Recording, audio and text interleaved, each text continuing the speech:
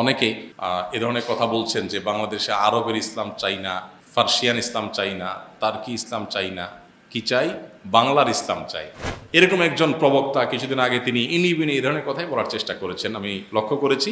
এদেশে যে ইসলাম এসেছে এটা বাংলাদেশের ইসলাম, এটাকে আরবের ইসলাম বানাবার চেষ্টা করবেন না, এটাকে ইরানের ইসলাম বানাবার চেষ্টা করবেন না, এটাকে টার্কির ইসলাম বানাবার চেষ্টা করবেন না।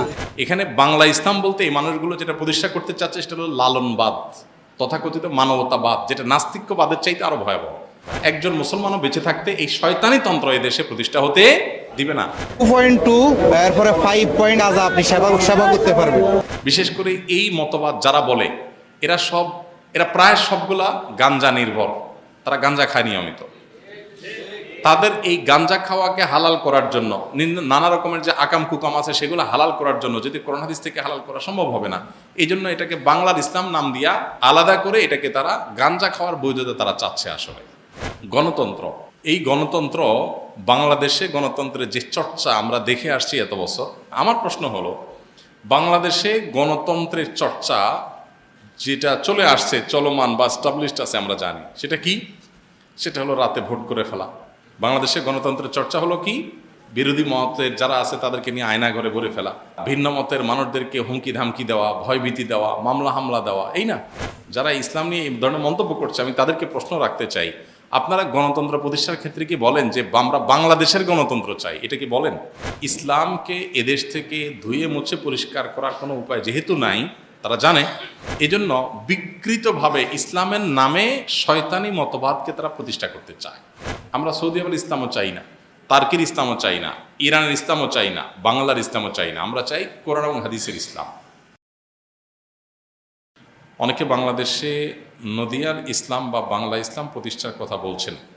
ইসলামে কি বাংলার ইসলাম আর আরবের ইসলাম বলতে আলাদা কোনো বিভাজন আছে? খুবই গুরুত্বপূর্ণ প্রশ্ন। সম্প্রতি এটা বেশ আমরা কয়েকদিন থেকে জোরে সোরে শুনতে পাচ্ছি। অনেকে এ ধরনের কথা বলছেন যে বাংলাদেশে আরবের ইসলাম চাই না, ফার্সিয়ান ইসলাম চাই না, তার্কি ইসলাম চাই না, কি চাই? বাংলার ইসলাম চাই। তো ইসলাম কি আসলে বাংলার আর আরবের ইসলাম বলতে এরকম কোনো বিভাজন বা বিভক্তি আছে কিনা? এর উত্তর হলো যে যারা এটা বলছেন তারা ধরে নিয়েছেন যে প্রত্যেক অঞ্চলের ইসলাম আলাদা এবং যে কোনো অঞ্চলে মানুষ সে অঞ্চলের ইসলাম অনুসরণ করলে বোধহয় মুক্তি পাবে। এই ধারণা যারা করছেন, ইসলামটা তাদের কাছে জাস্ট ছেলে খেলার মতো। আমার বিশ্বাস তারা আসলে ইসলামের প্রতি বিশ্বাসী নেই। ইসলামের প্রতি যদি বিশ্বাস থাকতো, এটা আল্লাহর পক্ষ থেকে মনোনীত দিন। আল্লাহ বলেছেন কোরআনে, ইন্নাদ-দীনা ইনদাল্লাহিল ইসলাম, আল্লাহর কাছে একমাত্র মনোনীত দিন, ধর্ম, জীবন বিধান, এটা কোনটা? ইসলাম। তো দিন যদি আল্লাহর তরফ থেকে মনোনীত হয়ে থাকে তাহলে সেটা তো এক এক অঞ্চলের জন্য আল্লাহ আলাদা আলাদা নবী পাঠান নাই। তো বাংলাদেশে আলাদা নবী পাঠান নাই, তার্কিতে আলাদা নবী পাঠান নাই, ইরানে আলাদা নবী পাঠান নাই, সৌদি আরবে আলাদা নবী পাঠান নাই, আলাদা কোরআন আল্লাহ তাআলা দেন নাই। আমাদের সমস্ত পৃথিবীর মুসলমানদের নবী এক, কোরআন এক, কেবলা এক, এগুলো ভিন্নতা নাই।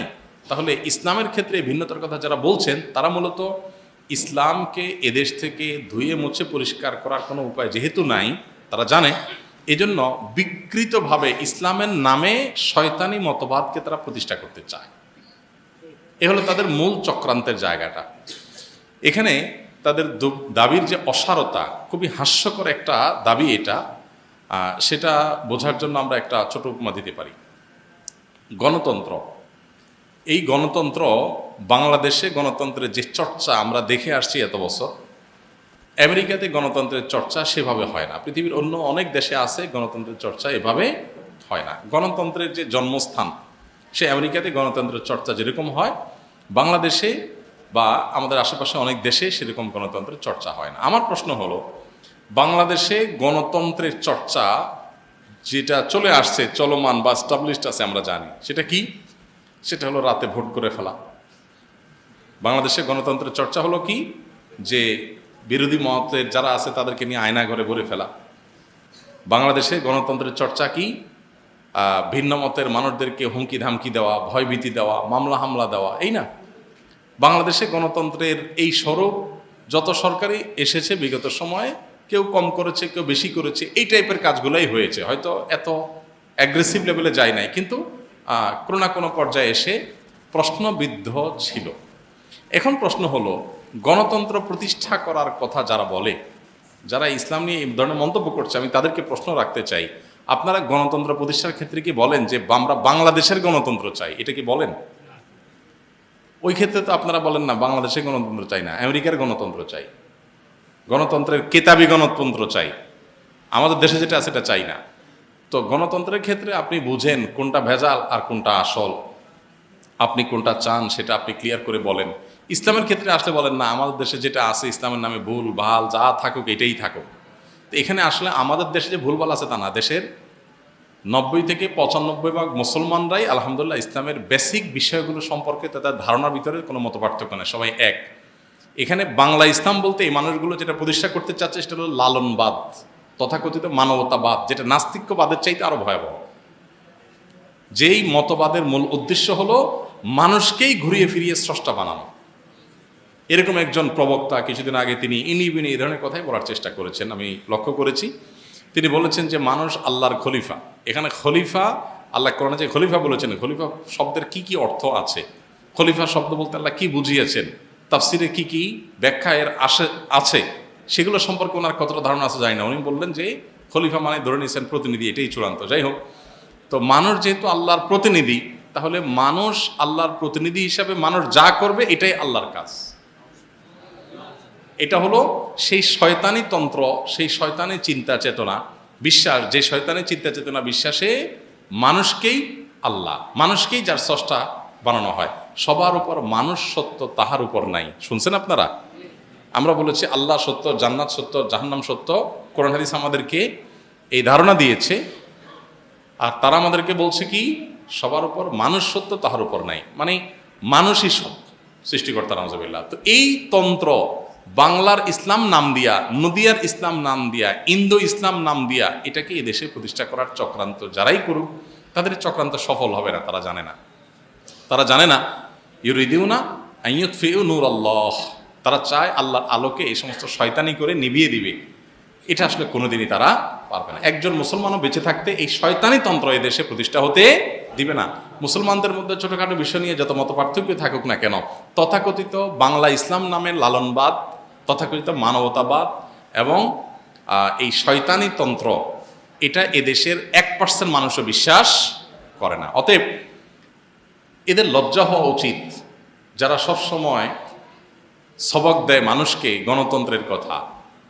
সংখ্যাগরিষ্ঠ মানুষের চিন্তা চেতনা আদর্শ বিশ্বাস পরিপন্থী জিনিস তাদের মধ্যে পুশ করানো, তাদের মধ্যে জবরদস্তি ঢুকায় দেওয়া, বিদেশিদের কাছে নতজানু হয়ে অথবা বিভিন্ন ফান্ড তহবিল পেয়ে বিভিন্ন অপসংস্কৃতি এবং এদেশের সকল ধর্মের মানুষের চিন্তা চেতনা বিরোধী জিনিসকে এদেশের সমাজে প্রতিষ্ঠিত করা, বই পুস্তকে প্রতিষ্ঠিত করার যে অপচেষ্টা তারা করে, এটা কোন ধরনের গণতন্ত্র, এটা কোন ধরনের মানুষের আকাঙ্ক্ষা, গণের আকাঙ্ক্ষা। এরা গণের আকাঙ্ক্ষা বলে, এটা হলো গণের আকাঙ্ক্ষা। গণ এটা চায়, গণ তোমার কানে কানে বলে আসছে, গণের ভোট নাও দেখি কয়জন গণ তোমার এইটাকে বিশ্বাস করে।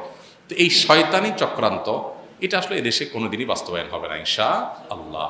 খোলাসা কথা হলো, বাংলার ইসলাম, আরবের ইসলাম, তার্কের ইসলাম আলাদা আলাদা হইতো যদি নবী আলাদা আলাদা হইতো, কোরআন যদি আলাদা আলাদা থাকতো তাহলে আলাদা আলাদা হইতো। যেহেতু কোরআন এক, রাসূল এক, অতএব আমাদের কোষ্ঠীপাতর মানদণ্ড কোরআন এবং সুন্নাহ। কোরআন এবং সুন্নাহর আলোকে যদি কেউ আফ্রিকার জঙ্গলে কোনো ভালো কাজ করে তাহলে তিনি ভালো, আর বাংলার জমিনে কেউ যদি কোরআন হাদিসের পরিপন্থী, কোরআন হাদিসের বিপরীত কোনো কিছু ইসলামের নামে করে তাহলে সে বিভ্রান্ত। এই বিভ্রান্তি এবং বিকৃতিটাকে ইসলামের লেবাস এবং খোলস পরিয়ে এটাকে স্টাবলিশ করার জন্য, বিশেষ করে এই মতবাদ যারা বলে, এরা প্রায় সবগুলা গাঞ্জা নির্ভর, তারা গাঞ্জা খায় নিয়মিত। তাদের এই গাঞ্জা খাওয়াকে হালাল করার জন্য, নানা রকমের যে আকাম কুকাম আছে সেগুলো হালাল করার জন্য যদি কোরআন হাদিস থেকে হালাল করা সম্ভব হবে না, এই জন্য এটাকে বাংলার ইসলাম নাম দিয়া আলাদা করে এটাকে তারা গাঞ্জা খাওয়ার বৈধতা তারা চাচ্ছে। আসলে এই অপকর্ম তারা করতে চাচ্ছে। আল্লাহ রাব্বুল আলামিন যে সুস্থ একটা মস্তিষ্ক দিয়েছেন, এটাকে বিকৃত করা এটাই হলো একটা অসুস্থতা। এই অসুস্থতাকে তারা চাপিয়ে দেওয়ার যে চেষ্টা করছে, তারা জানে না যে এটা বাংলাদেশে কোনোদিনই সফল হবে না, একদিনের জন্য সফল হবে না। কারণ এই দেশের মানুষ অন্য যা কিছুই হোক না কেন, কোরআন হাদিসকে আপনি বিকৃত করে ফেলবেন, ইসলামের যে ধারণা এদেশে প্রতিষ্ঠিত আছে 90-95%-এরও বেশি মানুষ যেটা ব্যাপারে কোনো ভিন্ন মত পোষণ করে না, সেটাকে আপনি জোর করে চাপিয়ে দিবেন। এটা এদেশে মানুষ একদিনের জন্য হতে দিবে না ইনশাআল্লাহ। হলো বাংলা ইসলাম, ইরান ইসলাম, তার্কি ইসলাম। হ্যাঁ, এক এক অঞ্চলে ইসলামের ব্যাখ্যা নিয়ে এক এক ধরনের মতামত আছে, ভিন্নতা আছে, কিন্তু মুসলমান ইসলামের সঠিকতা, বেঠিকতা, বিভ্রান্তি আর সরল পথ এটা নিরূপণ করবে যে দুটি কষ্টি পাথর দিয়ে, তার একটা হলো কোরআন, আরেকটা হলো নবী সাল্লাল্লাহু আলাইহি ওয়াসাল্লামের হাদিস। অতএব কোরআন এবং হাদিসের আলোকেই আমরা নিরূপণ করব কোনটা ইসলাম আর কোনটা ইসলাম না। আমার দেশে কোনটা চালু আছে সেটাই যদি ইসলাম হয়, তাহলে তো আল্লাহর প্রতি ঈমান আনলাম না, আমি মাতৃভূমির প্রতি ঈমান আনলাম, যে আমার দেশে যা আছে উল্টা হলেও সেটা আমি কি সঠিকভাবে গ্রহণ করলাম। আমার দেশে যদি ইসলামের নামে কোনো ভুল কাজ কেউ করে, তাহলে সেটাকে আমি ভুল বলবো ইসলামের আলোকে, আর যদি সঠিক কাজ অন্য দেশেও কেউ করে, আমি সেটাকে সঠিক বলবো। অতএব ইসলাম কোনো দেশকে অনুসরণ করতে বলে না। ইসলাম কাকে অনুসরণ করতে বলে? কোরআন এবং হাদিসকে। সাল্লাল্লাহু আলাইহি ওয়াসাল্লাম বলেছেন যে তারাকতু ফিকুম আমরাইন, আমি তোমাদের কাছে দুইটা জিনিস শিখে গেলাম। কয়টা জিনিস শিখে গেছেন উনি? কিতাবাল্লাহি ওয়া সুন্নাতা, একটা হলো আল্লাহর কিতাব আর একটা হলো আল্লাহ রাসূলের সুন্নাত। তিনি বলেছেন এই দুইটা জিনিস আমি তোমাদেরকে রেখে গেলাম, এই দুইটা জিনিসকে যদি তোমরা শক্তভাবে আঁকড়ে ধরো, মজবুতভাবে আঁকড়ে ধরো, তাহলে তোমরা বিভ্রান্ত হবে না। এই জন্য আমাদেরকে দেখতে হবে কোরআন এবং হাদিস, অঞ্চল না। নবী সাল্লাল্লাহু আলাইহি ওয়াসাল্লাম বলেন নাই আমি তোমাদের মধ্যে সৌদি আরবের ইসলাম রেখে গেলাম, বলছেন উনি? আমরা এই বাংলার ইসলাম নামে বিভাজনের বিরোধিতা করছি, এর মানে এই না যে আমরা চাচ্ছি সৌদি আরবের ইসলাম আসো। আমরা সৌদি আরবের ইসলামও চাই না, তার্কির ইসলামও চাই না, ইরানের ইসলামও চাই না, বাংলার ইসলামও চাই না। আমরা চাই কোরআন এবং হাদিসের ইসলাম, আল্লাহ এবং তার রাসূলের ইসলাম। ইসলাম কোনো অঞ্চল ইসলামের সত্য অসত্য, ইসলামের সঠিকতা বেঠিকতার মানদণ্ড কোনো অঞ্চল হয় না। ইসলামের সঠিকতা বেঠিকতার মানদণ্ড কি? কোরআন এবং হাদিস। অতএব এই কনসেপ্টটাকে পরিবর্তন করে জগা খিচুড়ি খিস্তি খেউড়, এটাকে ইসলামের খোলসে যারা প্রতিষ্ঠা করতে চাচ্ছে, তারা জানে না এটা তাদের দিবার স্বপ্ন। তারা ধরাকে সরা জ্ঞান করছে, মনে করছে যে কি যেন পেয়ে গেছে হাতের কাছে, যা খুশি তা বোধহয় তারা চাপাই দিতে পারবে। আল্লাহ তাআলা তাদেরকে হেদায়েত দান করুন, আমরা দোয়া করি। আমরা সবার জন্য হেদায়েতের দোয়া করি। গণতন্ত্রের বেলায় তো আপনি বলেন না যে বাংলাদেশে গণতন্ত্রের যে ফরম্যাট চর্চা আছে আমরা এটাই চাই, সেটা তো বলেন না। গণতন্ত্রের বেলায় বলেন যে গণতন্ত্রের উজ্জ্বল উদাহরণ অমুক দেশের, সেখানে নির্বাচন সঠিকভাবে হয়, গণতন্ত্রের চর্চা সঠিকভাবে হয়। গণতন্ত্রের বেলায় তো বলেন না যে আমরা এই দেশীয় গণতন্ত্র চাই, যেটা এই দেশে কালচার আছে গণতন্ত্রের সেটাই চাই, সেটা তো বলেন না। ইসলামের বেলায় কেন এটা বলেন? কারণ আপনি গাঞ্জা খাইতে চান। কি চায়? গাঞ্জা খাওয়ার বৈধতা কোরআন হাদিস বলে এটা হয় না, এই জন্য মনের মতো সেটা পরিবর্তন করতে চায়। আল্লাহ তাআলা এই সমস্ত ষড়যন্ত্রকারীদেরকে প্রতিহত করা, এদের ষড়যন্ত্র এবং শয়তানের সম্পর্কে আমাদেরকে সজাগ থাকার মতো শক্তি এবং সামর্থ্য দান করুন। আমরা এই সমস্ত শয়তানের পরে সবাই সতর্ক থাকবো এবং দালিলিকভাবে এগুলোর মোকাবেলা আমাদেরকে করতে হবে ইনশাআল্লাহ তাআলা।